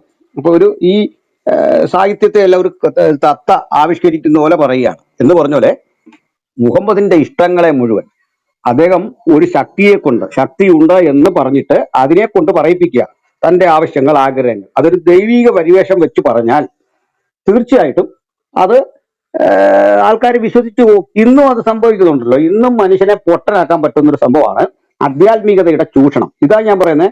മറ്റേ ആ സ്വാമി ഉണ്ടല്ലോ, ഗുർമീതോ അയാളുടെ പേര്, അയാൾ ജയിലിൽ കിടക്കുന്ന മനുഷ്യൻ. അയാൾ പറഞ്ഞു കൊച്ചു പെൺകുട്ടികളെ ഉപദ്രവിച്ചിട്ട് കുറേയാളെ ശിവപാർവതി റാം റഹീം അയാൾ പറഞ്ഞെന്താ, കൊച്ചു പെൺപിള്ളേരെ പിടിച്ചു മോശമായ കാര്യങ്ങൾ ചെയ്തിട്ട് അവസാനം പറഞ്ഞെന്താ, ഇത് ശിവപാർവതി പരിണയമാണ്, കഴിഞ്ഞ ജന്മത്തിൽ ഞാൻ ശിവനും ഈ ജന്മത്തിൽ പാർവതിയായിരുന്നു എന്ന് പറഞ്ഞു. അപ്പൊ ഒരു കൊച്ചിന് മാത്രം അങ്ങനെ പാർവതിയാകാൻ മനസ്സില്ല. അവൾ പ്രതികരിച്ചു, അന്തസ്സുള്ള പിള്ളേരുണ്ടായിരുന്നു. പക്ഷെ പണ്ട് അങ്ങനെ ഇല്ല. ആയിഷയെ കെട്ടിച്ചേരാൻ പറഞ്ഞു, അള്ളാഹു പറഞ്ഞാന്ന് പറഞ്ഞാൽ അബൂബക്കർ കീഴടങ്ങി പോവാണ്. അന്തസ്സുള്ള പിള്ളേരുണ്ടായിരുന്നു. ജയിലിന്റെ പുത്രി പറഞ്ഞു, ഇവിടെ തെണ്ടി ചെറുക്ക പോയി പണി നോക്കാൻ പറഞ്ഞു. മനസ്സിലായില്ലേ? വേറെ പണി നോക്കാൻ പറഞ്ഞു. അങ്ങാടിപ്പയ്യ വേറെ പണി നോക്കാൻ പറഞ്ഞു. അങ്ങനെ അപൂർവം ചില മാന്യ സ്ത്രീത്വങ്ങളോടെ ഉണ്ടായിരുന്നു, മര്യാദയുള്ള സ്ത്രീകൾ, അന്തസ്സുള്ള സ്ത്രീകൾ. ഇത്തരം ഒരു 5-10 പേരുണ്ടായിരുന്നേ ഖുറാനെ ഉണ്ടാകത്തില്ലായിരുന്നു. അവർ തന്നെ തീർത്തനെ, ഈ സാധനം തീർത്തനെ, മുഹമ്മദിനെ തീർത്തനെ. മനസ്സിലായില്ലേ? അപ്പൊ പൊട്ടന്മാരായ മനുഷ്യർ അന്ന് കൂടുതലുണ്ട്. എന്നോട് ദൈവം പറഞ്ഞു എന്ന് പറഞ്ഞിട്ട് ഇതേ പണിക്ക് പോയി കഴിഞ്ഞാൽ അത് ദൈവം പറഞ്ഞപ്പോൾ ഇപ്പൊ എന്ത് ചെയ്യും? ആൾക്കാർ സമ്മതിക്കാതിരിക്കാനൊക്കെ നീ നിന്റെ ശരീരം എനിക്ക് ദാനം ചെയ്യാൻ ദൈവം പറയുന്നു പറഞ്ഞാൽ കേൾക്കുന്ന മനുഷ്യരന്നുണ്ടായിരുന്നു. കാരണം ഈ ബോധം അങ്ങനെയാണ്. വിശേഷിച്ച് എഡ്യൂക്കേറ്റഡ് അല്ല ഈ ആളുകൾ. ഇനി അടുത്തൊരു കാര്യം കൂടെ, ഈ താങ്കൾ ഉദ്ദേശിച്ച ആ ഭാഗം ഉണ്ടല്ലോ 33-ന്റെ 50 മുതൽ, അത് ഇരുന്ന് നമ്മൾ ചിരിച്ചു പോകുന്ന ഒരു ഭാഗമാണ്. ആരും തലകുത്തി കിടന്ന് ചിരിക്കുന്ന ഭാഗമാണ് ഈ അൽ-അഖ്സ. അത് മൊത്തം ഇത്തിരി കാര്യങ്ങളാണ്. അത് ഈ സൈനബിനെ കല്യാണം കഴിച്ചുകൊണ്ട് ഇദ്ദേഹം വീട്ടിൽ വന്നിട്ടൊരു ആട് ബിരിയാണി ഉണ്ടാക്കി സഹാബികൾക്കെല്ലാം കൊടുത്തു. കാരണം ഈ ജാള്യത മറയ്ക്കാൻ വേണ്ടി അന്ന് ഒരായത്തിറക്കിയിൽ നോക്കിയില്ല. കാരണം മരുമകളെ കെട്ടിക്കൊണ്ട് വന്നിരിക്കുന്നത്. അപ്പം മരുമകളെ വീട്ടിൽ കൊണ്ട് പാർപ്പിച്ചു. ആ ബിരിയാണി എല്ലാം കഴിച്ചിട്ട് ഇവർ പിരിഞ്ഞു പോകുന്നില്ല. കാരണം സഹാബികളും മനസ്സിലാക്കുന്നതും കേൾക്കുന്നതും 24 hours ഇത്തിരി കഥകളാണ്. മനസ്സിലാകണ്ടേ? എങ്ങനെയാണ് ഒരു സ്ത്രീയെ പ്രാപിക്കേണ്ടത്, അതിന്റെ വഴി ഏതാണ്, അതിന്റെ റൂട്ട്. നമുക്കിത് പറയാൻ ഇവിടെ ഈ സൗദാബീവിയും ഈ ലീസിസ്റ്റും ഒക്കെ ഇരിക്കുന്നു. പല കാര്യങ്ങളുണ്ട്. നമുക്ക് താഴെയും പെമ്പിളേരിപ്പുണ്ട്. അത് പരിമിതിയുണ്ട്. അപ്പൊ എങ്ങനെ വേണം അതിനോടുള്ള അപ്രോച്ച്, സെക്സ് പൊസിഷൻ എന്താണ്? ഇതാ ഈ സഹാബിമാരുടെ എല്ലാം പകലത്തെയും വൈകിട്ടത്തെയും ക്ലാസ്. അള്ളാഹുവിന്റെ ദൂതൻ അബൂ ഹുറൈറ പറയുന്നതായിട്ട് കേട്ടു, നിങ്ങൾ സ്ത്രീയെ സമീപിക്കേണ്ടത് കൃഷിയിടമാകുന്നു, കൃഷിയിടത്തിൽ എതിരെയും കൂടെ ചെല്ലുക. പിന്നെ പറയുന്ന ഒരു കാര്യം, അത് നിങ്ങൾക്ക് മുൻവാതിലിലൂടെയും പിൻവാതിലൂടെയും പ്രവേശിക്കാം, ചെല്ലേണ്ട പക്ഷെ ഒരേ സ്ഥലത്തേക്കൊക്കെയാണ്. ഇതാ ഒരു ഗുരുവ് ശിഷ്യനും മുഴുവൻ ഇരുന്ന് പഠിക്കുന്നത്. ഇവരൊക്കെയാ വന്ന് നമ്മളെ വിമർശിക്കുന്നത്. എന്റെ പരമഗുരുവായ യേശുക്രിസ്തു ഉണ്ട്. ആ ഗുരുവിന്റെ അടുത്ത് ശിഷ്യന്മാരിടപെട്ട രീതി, ഈ സാധനങ്ങൾ പോയി കേൾക്കട്ടെ. എന്താണ് ഗിരിപ്രഭാഷണത്തിലൊക്കെ ഉള്ള ഇത്ര വൃത്തിയോട് പറഞ്ഞുകൊണ്ടിരിക്കണോ? രാം മുതൽ 24 hours ഇത് തന്നെ പറഞ്ഞുകൊണ്ടിരിക്കുക. ഇതുപോലെ പറയുന്ന ഒരു കാര്യമുണ്ട്. എന്തിനാണ് ഈ ആയിഷയെ കെട്ടിയെന്ന് ചോദിച്ചാൽ ഇവരെല്ലാം പറയുന്ന കാര്യം, ഒത്തിരി ഹദീസുകൾ പുള്ളിക്ക് നിവേദനം ചെയ്യണം. നിവേദനം ചെയ്യുമ്പോൾ ഈ സ്ത്രീകളും എല്ലാം വന്ന് സംശയം ചോദിക്കുമ്പോൾ ഇത്തരം കാര്യങ്ങൾ പറയണേ ഫ്രീഡം ഉള്ള ഒരാൾ കൂടെ വേണം. അപ്പോൾ അതിനാണ് ഈ ആയിഷയെ കൊടുത്തത്. അപ്പൊ ആയിഷ വന്നിട്ട് ഇത്തരം സംശയങ്ങൾ ചോദിക്കുമ്പോൾ സ്ത്രീകളോട് വന്ന് അവർ ചോദിക്കും. ഉദാഹരണം, സ്ത്രീ വന്നിട്ട് മറ്റേ സലീമിന് മുലപ്പാൽ കൊടുക്കുന്ന കേസ്, അപ്പൊ ആയിഷ വന്നിട്ട് ഇങ്ങോട്ട് ചോദിക്കുമ്പോൾ മുഹമ്മദിന് ഫ്രീ ആയിട്ട് പറയാം. എന്നാ പിന്നെ ഇതൊരു 10-40 അല്ലെ 10, 500, 600, 1000 നിയമങ്ങൾ എഴുതി അങ്ങ് വെച്ചാൽ പോരെ? ഇതായാലും ഇത്രയും മെനക്കെട്ടതല്ലേ? ഇത്രയും മെനക്കെട്ട കൂടാതെ എഴുതി വെച്ചാൽ പണി എളുപ്പമായി. പക്ഷെ ഇതിലെ കാര്യം എന്താ? തന്റെ മകളെക്കാള് 3 വയസ്സ് പ്രായം കുറവുള്ള ഒരു പെങ്കൊച്ചിന്റെ അടുത്ത് വേണം ലൈംഗികത പഠിപ്പിക്കാൻ ലോകത്തെ. അള്ളാഹുവിന്റെ ഓരോ കുതിർത്തുകൾ കണ്ടില്ലേ? നോക്കിക്കേ. അപ്പൊ ഇതല്ലേ കളി? അപ്പൊ ഇതുപോലെ തന്നെ ഈ ബിരിയാണി എല്ലാം കഴിച്ചിട്ട് ഇവരിങ്ങനെ നിൽക്കുക. കാരണം ഇവരുടെ മനസ്സ് മുഴുവൻ ഇത്തരം കഥകളും ഇത്തരം ലോകമൊക്കെയാണ് കിടക്കുന്നത്. എന്നിട്ട് ഇവർ തിരിച്ചു പറയുന്നത് നമ്മുടെ റസൂലിന് അള്ളാഹ് 30 മനുഷ്യരുടെ ശക്തി കൊടുത്തിട്ടുണ്ടെന്നൊക്കെ പറഞ്ഞ് അവർ അസൂയപ്പെട്ടു പോവാണ്. അപ്പോ ഇവരിങ്ങനെ വയറും തിരുമ്മി ഇദ്ദേഹം അല്ലിലൊക്കെ നടക്കുക. കാരണം രാത്രിയാകുന്നു, ഇവർക്ക് തിരിച്ചു പോകണം, പുള്ളിക്ക് വീട് കൂടാൻ അങ്ങ് ധൃതി വരുന്നു. അപ്പൊ ഇങ്ങനെ ഇരിക്കുമ്പോഴേക്ക് ഒരു രക്ഷയില്ല. അപ്പൊ അള്ളാഹുവിനെ രംഗത്തുണ്ടെന്നു. അള്ളാഹു വന്നിട്ട് പറയാണ്, നിങ്ങള് സത്യവിശ്വാസികളെ, നിങ്ങൾ ഇങ്ങനെ റസൂല് വിളിച്ചിട്ടല്ലാതെ ഭക്ഷണത്തിന് പോകരുത്. അഥവാ പോയാൽ തന്നെ ഈ ബിരിയാണി അത് എന്ത് വരുന്നിടം വരെ നിങ്ങൾ അവിടെ നോക്കി നിൽക്കരുത്. ഇതൊക്കെ എന്തോ ഒരു കാര്യമാണ്. നമ്മളൊക്കെയാണ് അന്നേ വിട്ടുപോകില്ലേ? എന്തോ അള്ളാഹു ഈ പറഞ്ഞു, ഞങ്ങൾ എന്നെ ബിരിയാണി തിന്നാൻ വന്നാണോ? മഹത്വചനങ്ങൾ കേൾക്കാൻ വന്ന ഞങ്ങളുടെ നേരെ ബിരിയാണിയുടെ കഥ പറയുകയാണെന്ന് വെച്ചാൽ ഞാനൊക്കെ അന്നേ വിട്ടുപോകും. കാരണം അപ്പൊ അന്തസ്സുള്ളവൻ അള്ളാഹുവിന്റെ കൂടെ പിന്നെ നിൽക്കില്ല. ബിരിയാണി തിന്നാൻ ചെന്നല്ലോ, മഹത്വചനങ്ങൾ കേൾക്കാനും നീ എന്തോ പറയുന്നത് കേൾക്കാനും ഒക്കെ വേണ്ടിയാ. ഇതെല്ലാം കഴിഞ്ഞേച്ച് പറയാണ്, നിങ്ങള് അങ്ങനെ വിളിക്കാതെ ചെല്ലരുത്. അടുത്തത്, നിങ്ങൾ ഭക്ഷണം കഴിച്ച ഉടനെ പിരിഞ്ഞു പോകണം. അടുത്തത് മറയുടെ സൈഡിൽ, അതങ്ങ് വായിച്ചില്ല, മറയുടെ സൈഡിൽ ഒളിഞ്ഞു നിന്നേ സ്ത്രീകളോട് സംസാരിക്കാവുള്ളൂ. എന്തൊക്കെയാ ഇത്? ഇതൊക്കെ വളരെ മോശവും മ്ലേച്ഛവുമായ കഥകളാണ്. ഈ ഒരു ഒറ്റ അധ്യായം മതി ഇതിൽ ഒട്ടും നന്മയില്ലെന്നും ഇതിനകത്ത് ഒരു കഴമ്പുമില്ലെന്നും മനുഷ്യനെ മനസ്സിലാക്കാൻ. ഈ ഒരു ഒറ്റ അധ്യായം പഠിപ്പിച്ചാൽ മതി. ഈ ഒരു ഒറ്റ അധ്യായത്തെ തെറിക്കുന്നതാണ് ഇസ്ലാം എന്ന് പറഞ്ഞ സാധനം. ഇദ്ദേഹം വെറും സാധാ മനുഷ്യനേക്കാൾ ലോക്കലായ ഒരാളായിരുന്നെന്നും ഒരു മൂല്യങ്ങളും ഇല്ലാത്ത ആളായിരുന്നു മനസ്സിലാക്കാൻ ഈ അൽ അഹ്സാബ് 33 അധ്യായം ഇവർ പേടിക്കുന്ന അധ്യായം ഇതാണ്. ഇവർക്ക് ദാവാക്കാരന്റെ രാത്രികളിൽ തലയ്ക്ക് വീതം മിന്നൽ പിണർ പായിക്കുന്ന അസ്ത്രങ്ങളാണ് ഈ അധ്യായം മുഴുവൻ. ഞെട്ടി നടുങ്ങി എഴുന്നേൽക്കുകയാണ്. അക്ബർ സാഹിബിന്റെ നട്ടലൊടിച്ച സാധനമാണിത്. എത്ര കറങ്ങിയാലും, എത്ര ഈ മകുടിയാട്ടം നടത്തിയാലും, മറ്റേ പാമ്പുകളി നടത്തിയാലും രക്ഷപ്പെടാത്ത ഒരു അധ്യായമാണിത്. ഓക്കെ, ഞാൻ നിർത്തി. ഈ സിസ്റ്റിലേക്ക് പോവാം. ഗുരുദാരുടെ മാസ്റ്റർ, താങ്ക് യു. ഞാൻ ഇടയ്ക്ക് ഒരു കോൾ വന്നു, അതാണ് പോയത്. ഗിബോർ ബ്രദറെ ഒന്ന് ആരെങ്കിലും നോക്കണേ, സംസാരിക്കണത്? ഗിബോർ ബ്രദർ ഒന്ന് നോക്കണേ, എല്ലാരെയും സംസാരിക്കാൻ വിടണേ. ഇനി ലൈജു മാസ്റ്റർ ഏതാണ്ട് പറയാൻ വന്നു. ലൈജു ബ്രദർ സംസാരിക്കും. കേൾക്കുന്നില്ല, മൈക്ക് അൺമ്യൂട്ടാ, കേൾക്കുന്നില്ല. ലൈജു ബ്രോയുടെ നെറ്റ്വർക്ക് പ്രശ്നമാണെന്ന് തോന്നുന്നു കേട്ടോ. വന്നപ്പോ തന്നെ അങ്ങനെയായിരുന്നു. ഒന്ന് ലീവ് ചെയ്തിട്ട് വരാം, ഒന്ന് ലീവ് ചെയ്തിട്ട് വരൂ ലൈജു. ഓർഡറിൽ ആരാണ്? ലിജോ ബ്രദർ സംസാരിച്ചു. ഐരൻ ബ്രോ കേൾക്കുന്നുണ്ടോ? മോഹൻ ബ്രദർ കേൾക്കുന്നുണ്ടോ? Hello hello. ആരാ? ഞാൻ സംസാരിച്ചു. കേൾക്കാലോ കേൾക്കാം. ഇപ്പൊ കേൾക്കാം. ഈ അനിൽ സാറ് നമ്മുടെ ഈ ഇദ്ദേഹം അക്ബർ സാഹിബ് കഴിഞ്ഞ ദിവസം പറഞ്ഞത്, കഴിഞ്ഞ ദിവസം അല്ലേ കുറെ നാൾക്ക് മുമ്പ് പറഞ്ഞത്, കഴിഞ്ഞ ദിവസം ഫേസ്ബുക്കിൽ വന്നിരുന്നു. മനുഷ്യന്റെ തലച്ചോറിന്റെ അറകൾ അദ്ദേഹം അതിനകത്ത് എന്താണ് കുടികൊള്ളുന്നതിനെ കുറിച്ച് അദ്ദേഹം പറഞ്ഞത് കേട്ടായിരുന്നല്ലോ. എനിക്ക് തോന്നുന്നു ഈ മുഹമ്മദിന്റെ തലച്ചോറിന്റെ അകത്തുള്ള ആ കാര്യങ്ങൾ അദ്ദേഹം സ്കാൻ ചെയ്ത് പറഞ്ഞെന്ന് തോന്നുന്നു. അത് ശ്രദ്ധിച്ച് അതുകൂടെ പരാമർശിച്ചായിരുന്നു, ഞാൻ കേട്ടില്ല. അല്ല, തലച്ചോറ് മുഴുവൻ സെക്സാന്ന് പറഞ്ഞത്. അത് മൊത്തം ഈ സാധനം ഇങ്ങനെ ഇരിക്കുക. ചുരുക്കി പറഞ്ഞാല്, തുറന്നങ്ങ് പറഞ്ഞു കഴിഞ്ഞാൽ ഈ തലച്ചോറിനകത്ത് വരെയും ജനനേന്ദ്രിയാണ് വിറ്റ് ചെയ്തിരിക്കുന്നത്. അക്ബർ സാഹിബിന്റെ ചിന്തയ്ക്കനുസരിച്ച് മൊത്തം ഈ സാധനം ഇരിക്കുകയാണ്. തലച്ചോറിനകത്ത് വരെ ഇതിരിക്കാതാ പുള്ളി പറഞ്ഞത്.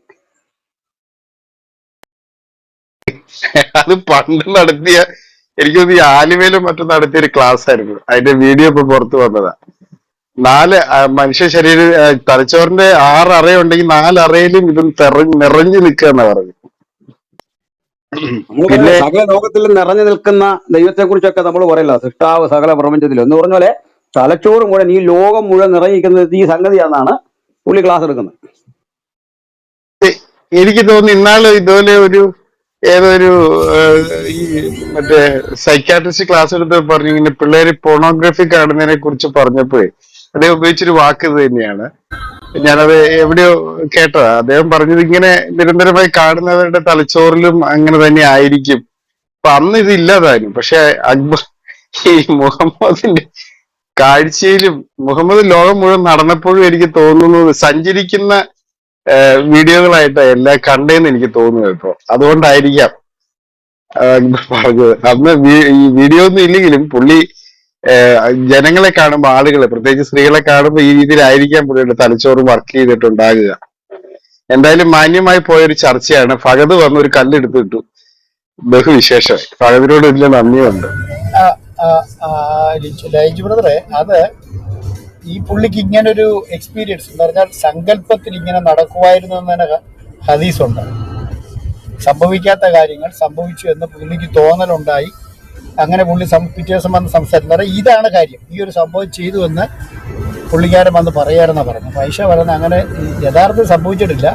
എന്നാൽ ഊണിലും ഉറക്കത്തിൽ ഇത് മാത്രമേ ഉണ്ടായിരുന്നുള്ളൂ പുള്ളിക്ക് പറയാനും ചെയ്യാനും. ഞാൻ ഈ നമ്മുടെ ക്രിസംഗി സംസാരിച്ച ഒരു കാര്യത്തോട് ബന്ധപ്പെട്ടൊരു കാര്യം പറയാം. ഈ മുസ്ലിങ്ങളെ രക്ഷപ്പെടുത്താൻ അള്ളാഹു ഒറ്റ കാര്യം ചെയ്താൽ മതിയായിരുന്നു. ഈ സർവ്വലോകത്തിന് ഇറക്കി കൊടുത്ത കിതാബിനകത്ത് മുഹമ്മദിന്റെ പേഴ്സണൽ കാര്യങ്ങൾ അള്ളാഹു കളയണമായിരുന്നു. ഒറ്റ സർവ്വജനത്തിനുള്ള കാര്യം. ഇപ്പം മുഹമ്മദ് 16 കെട്ടിയാലും 25 കെട്ടിയാലും ഐഷയെ കെട്ടിയാലും സൈനവിനെ കെട്ടിയാലും അതുകൊണ്ട് മുസ്ലിങ്ങൾക്കൊരു ഗുണമില്ല, അയാൾക്ക് മാത്രമേ ഉള്ളൂ. കാരണം അതിനകത്ത് 33-50 പറയുന്നുണ്ട്, നിനക്ക് ദോഷമൊന്നും നിനക്ക് ഇതൊന്നും ബുദ്ധിമുട്ടൊന്നും ഉണ്ടാവാതിരിക്കാൻ വേണ്ടി ഞാൻ ഇതെല്ലാം ഇവിടെ തരുന്നതാണ്. അപ്പം ഈ അടുക്കള കാര്യങ്ങള്, പർദ കാര്യങ്ങള്, തേൻ കുടിച്ച കാര്യങ്ങള്, അതുപോലെ തന്നെ കെട്ടുകാര്യങ്ങള്, സയ്യിദിന്റെ കാര്യങ്ങള്, ഇതെല്ലാം അള്ളാഹു ഈ സർവ്വലോകത്തിലുള്ള കിതാബിനകത്ത് എഴുതി വെച്ച് ഈ മനുഷ്യനെ ലോകത്ത് നാറ്റിക്കുളവാക്കുന്നതിന് പകരം സർവ്വലോകത്തിലുള്ള സന്ദേശം കൊടുക്കുക. എന്നിട്ട് ഇതെല്ലാം വ്യക്തിപരമായിട്ട് പറയടാ, നീ മര്യാദയ്ക്ക് ജീവിച്ചോണം എന്ന് പറഞ്ഞ് ചെയ്തിരുന്നെങ്കിൽ ഇവരിന്ന് തലയെ തുണിയിട്ട് നടക്കേണ്ട ഒരു ഗതികേടുണ്ടാവത്തില്ല.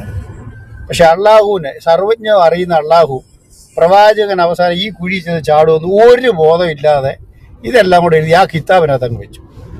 ചായ കുടിക്കുന്ന കാര്യം, ബിരിയാണി കഴിച്ചിട്ട് വീട്ടിൽ ഇരിക്കുന്ന കാര്യം, കൊച്ചു വർത്താനം കഴിയുന്ന കാര്യം, മുഹമ്മദിന്റെ കെട്ടുകാര്യം, കെട്ടാൻ പോകുന്ന കാര്യം, കെട്ടാൻ മനസ്സിൽ കണ്ട കാര്യം, ഇതെല്ലാം കൂടെ ഇതിനകത്ത് എഴുതി വെച്ച് സർവ്വജനത്തിനും കൊടുക്കാൻ പോകുന്ന ഒരു സന്ദേശം മുഹമ്മദിന്റെ വ്യക്തിപരമാക്കി നാശകോശമാക്കി പുസ്തകം ഈ പരുവത്തിലാക്കി.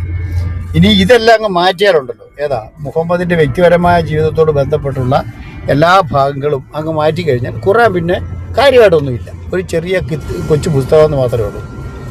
അതിനകത്ത് മനുഷ്യരെ ഈ ആവർത്തനങ്ങൾ, ഒരു പ്രയോജനമില്ലാത്ത ആവർത്തനങ്ങളുണ്ട്. ഈ അബ്രഹാമിന്റെ കാര്യം, ലൂത്തിന്റെ കാര്യം, യാക്കോബിന്റെ കാര്യം, എല്ലാ ആവർത്തനങ്ങളുണ്ട്.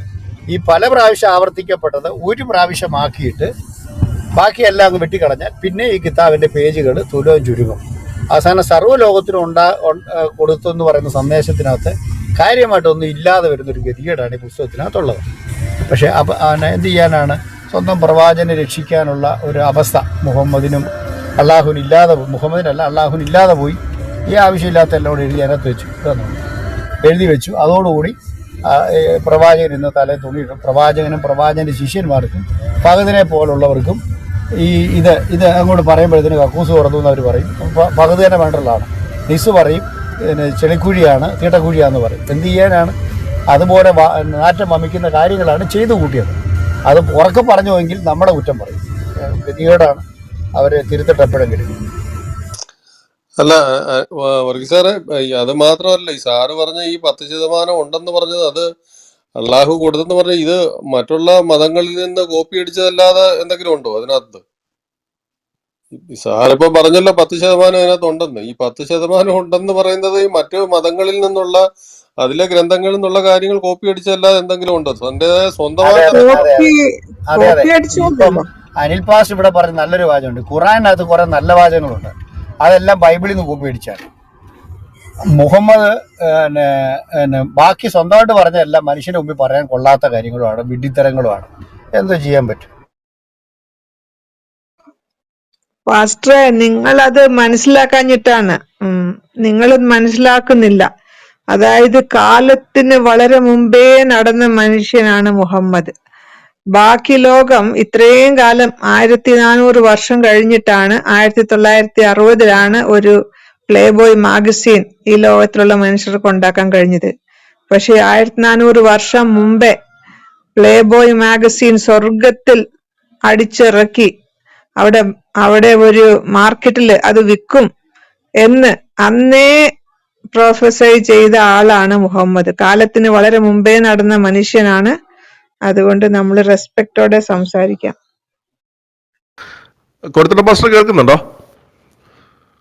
കേൾക്കാതിരിക്കാനോ ഞാൻ ഒന്നും പോയില്ലേപ്പാ. ഇപ്പൊ എന്താ ആ ചെയ്യുന്നത്?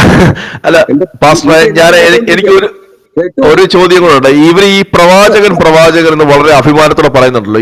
ഇവരെന്ത് പറഞ്ഞാലും പ്രവാചകന്റെ കരളിന്റെ കഷണമാണ്, ഞങ്ങളുടെ ചങ്കിന്റെ ചങ്കാണ്, ഞങ്ങൾ പ്രവാചകന്റെ മരിക്കും എന്നൊക്കെ ഇവർ പറഞ്ഞ് വളരെ അഭിമാനത്തോടെ പറയാറുണ്ട്. അതിങ്ങനെ എപ്പോഴും നമ്മൾ കേൾക്കാറുണ്ട്. ഈ അള്ളാഹുവിനെ കുറ്റം പറഞ്ഞാൽ ഒരു കുഴപ്പമില്ല, പക്ഷെ പ്രവാചകനെ കുറിച്ചൊരു വാക്ക് പറഞ്ഞാൽ അവർ കൊല്ലാൻ വേണ്ടി തയ്യാറായിട്ട് നിൽക്കും. എനിക്കൊരു സംശയമായിട്ട് നിൽക്കുന്നത്, ഞാൻ കുറേ ഈ ഖുർആനൊക്കെ വായിച്ചു നോക്കി, ഹദീസുകളും വായിച്ചു നോക്കി, പക്ഷെ അതിനകത്ത് ഈ പ്രവാചകൻ എന്നുള്ള ഒരു വ്യക്തി പ്രവചനങ്ങൾ നടത്തണം അല്ലേ?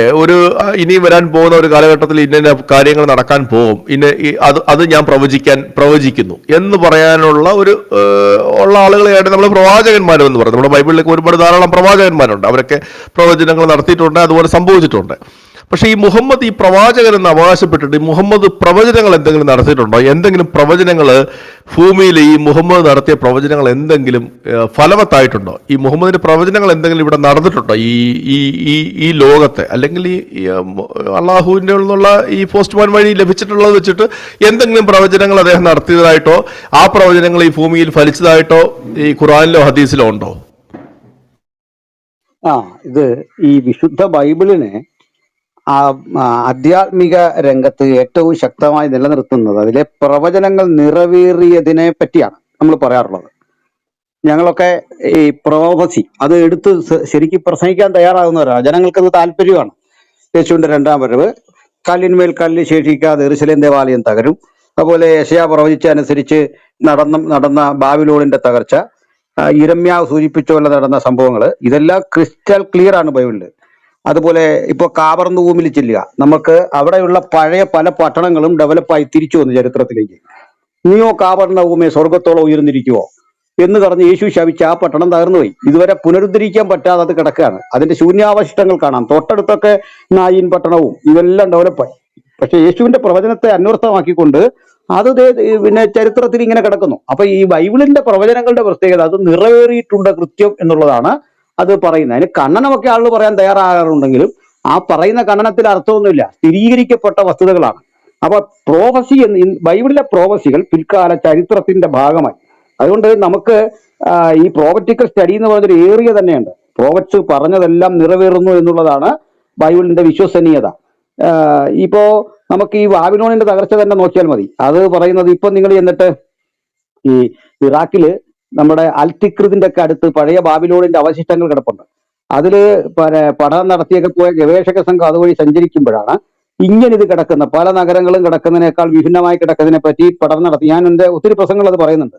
അവരാണ് ഈ ബൈബിളിലെ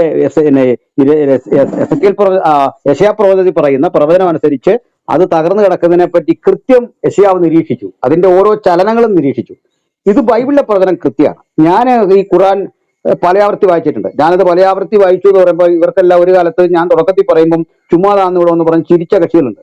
പക്ഷെ ഞാനത് പലയാവർത്തി വായിച്ചു. കാരണം എന്താണെന്ന് അറിയണമല്ലോ. ഇവിടെയൊക്കെ ആദ്യോടൊന്നും പരിശോധിച്ചിട്ട് മുഹമ്മദ് എന്തെങ്കിലും ഒരു പ്രവചനം നടത്തിയായിട്ട് ഞാൻ കാണുന്നില്ല, അത് നിറവേറിയതായിട്ടും കാണുന്നില്ല. പിന്നെ ഇവരുടെ മറ്റ് കൃതികളിലൊക്കെ കിടപ്പുണ്ട്. അതെല്ലാം മുഹമ്മദ് മുഖയായിട്ട് ബന്ധപ്പെട്ട. കാരണം അവസാനം ഈസാ നബി വരും.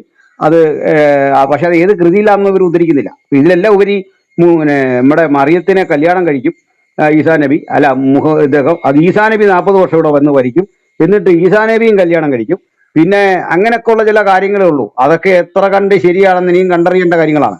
അപ്പോൾ മുഹമ്മദ് എന്തെങ്കിലും കാര്യം ക്രിസ്റ്റൽ ക്ലിയർ ആയിട്ട് പ്രവചിച്ച് ചരിത്രത്തിൽ എവിടെയെങ്കിലും നടമാടിയെങ്കിൽ അതൊക്കെയായിരുന്നു ദാവാക്കാർ പ്രസംഗിച്ച ആളെ കൂട്ടേണ്ടതും അദ്ദേഹം പ്രവാചകനാണെന്നുള്ളതിന്റെ തെളിവ് കൊടുക്കേണ്ടതും അവിടൊക്കെയായിരുന്നു. പക്ഷെ അത് സാധിക്കുന്നില്ല. പിന്നെ മുഹമ്മദിനോട് പ്രവാചകനാണോ എന്ന് ചോദിച്ച് ഇത്തരം ചോദ്യങ്ങൾ വരുന്നുണ്ട്. ഈ ചോദ്യം വരുന്നിടത്തെല്ലാം മുഹമ്മദ് ചെയ്യുന്നത് പറയും, ഞാൻ കേവലം ഒരു താക്കീതുകാരനാണ്. വിനയാന്വിതനായിട്ട് അദ്ദേഹം മാറും, വിനയം കൂടുകയാണെന്ന്.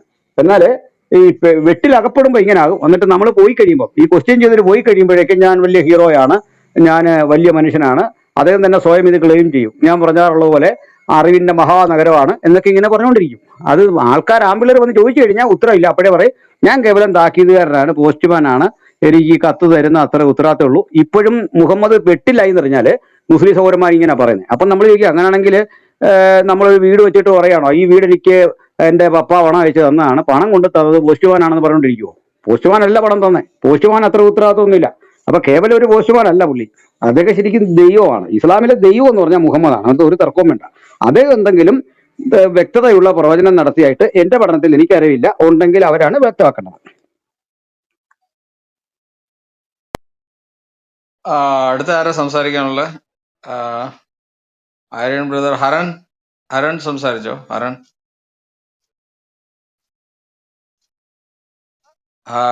കേൾക്കുന്നുണ്ടോ? ഞാൻ നേരത്തെ ഒരു സംസാരം വന്നപ്പോ പറയാൻ വന്നതാണ്, പുള്ളി പോയപ്പോഴത്തേക്കും പിന്നീട്. ശരി ഓക്കെ, നിങ്ങൾ സംസാരിച്ചോളൂ. ഓക്കെ. ബോണ്ട് സംസാരിച്ചായിരുന്നോ? ബോണ്ട് ബ്രോ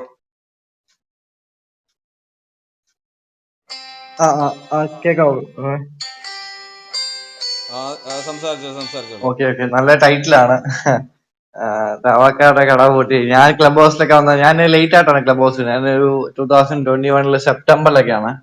അന്ന് ദാവാക്കാരുടെ റൂമുകളൊക്കെ, ഈ ബൈന അങ്ങനത്തെ കുറെ റൂമുകളൊക്കെ, ക്ലബുകളൊക്കെ ഓടുന്നുണ്ടായിരുന്നു. അത്യാവശ്യം ആൾക്കാർ, ഒരു 200 പേരൊക്കെ ആവറേജ് ഒക്കെ ഉണ്ടായിരുന്നു.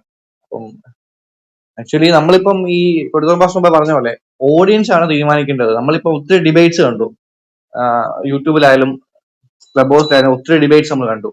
അപ്പം ഇവര് ഒരു ക്വസ്റ്റ്യൻ ചോദിച്ചാൽ ആ ഉത്തരം തരാതെ പിന്നെയും നമ്മളെ ക്വസ്റ്റ്യൻ റിപ്പീറ്റ് ചെയ്യും. ഇവരോർക്കും ഇവര് ജയിക്കുന്നു. പക്ഷെ ഈ ഓഡിയൻസ് ആണ് തീരുമാനിക്കേണ്ടത് ഇവർ പറയുന്നതിൽ സത്യമുണ്ടോ.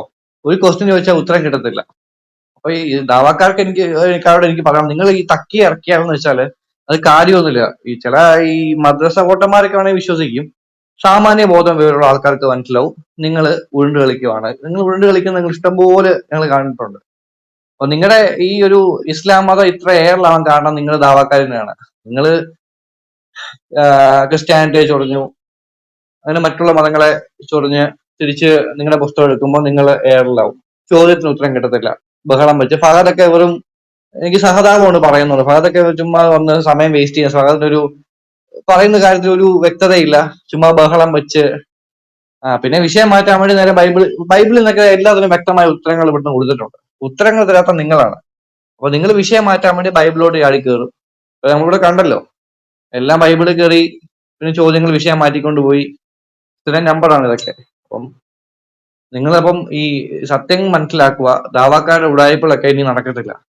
കേരളമല്ല, ലോകം മൊത്തം ഇസ്ലാം എന്താന്ന് അറിഞ്ഞു.